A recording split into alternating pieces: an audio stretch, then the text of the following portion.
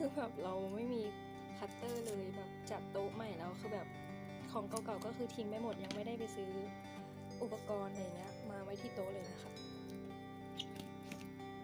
โหน่ารักมากเดี๋ยวคือแบบไม่รู้ว่าจะแกะไงแล้วนี่นะคะจะเป็นโลจิที่เราหามาเดี๋ยวเราขอคือแพ็คมาให้ดีมากจริง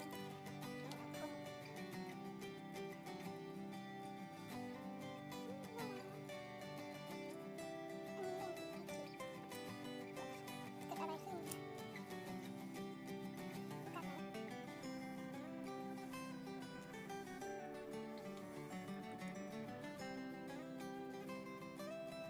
ไม่โฟกัสเลยคือใบนี้เราแบบ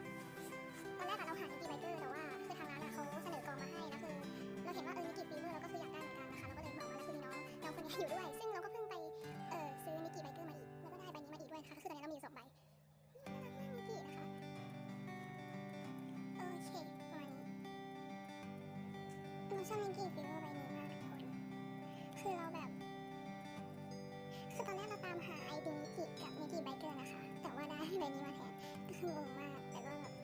เราก็ตามติดนิกกี้อยู่แล้วเนาะคือก็ไม่โฟกัสเลยเพราะว่าความหล่อของนิกกี้แบบมากเกินไปนะคะ